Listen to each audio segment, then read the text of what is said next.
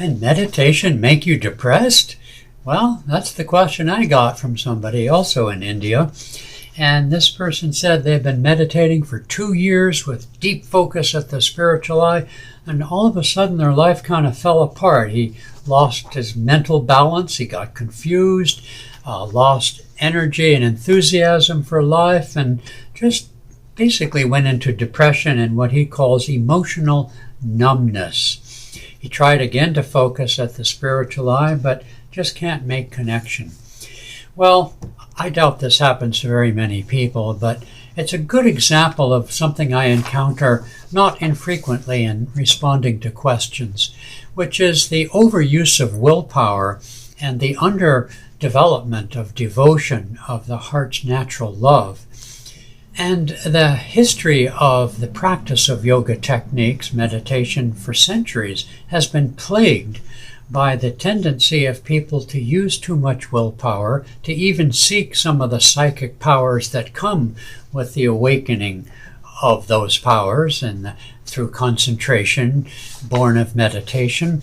And so there's a long history of issues related to the overuse, the over-application of willpower in order to concentrate in meditation and then become unbalanced emotionally, unbalanced psychically, and I'm sure also in terms of the nervous system, the brain, and so on and so forth.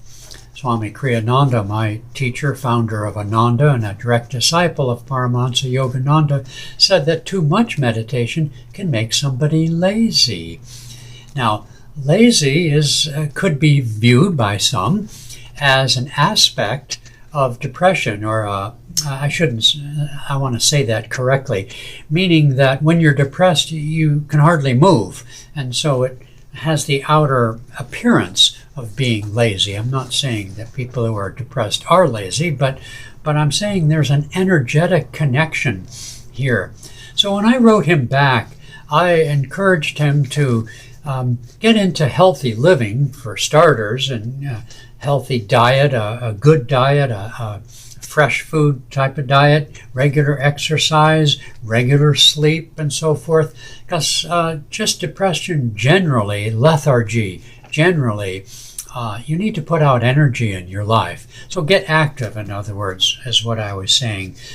Stay busy and helping people around the house or at work, whatever your circumstances are.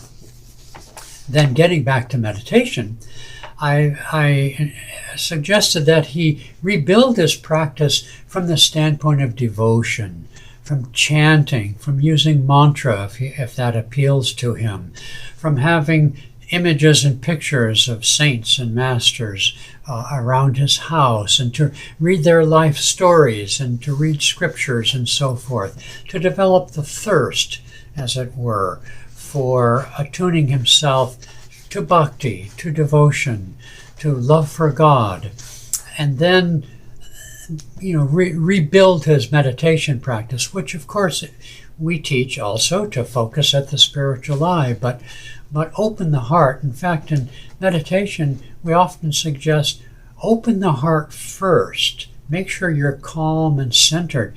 Then raise the energy, the natural love of the heart, upwards to the spiritual eye in an act of self-offering, an act of devotion, self-giving to the divine in whatever name or form is true to yourself. So, meditation can have side effects when it's performed and conducted in an unbalanced way. And most typically, the most common unbalanced way that I encounter is too much willpower, not enough heart.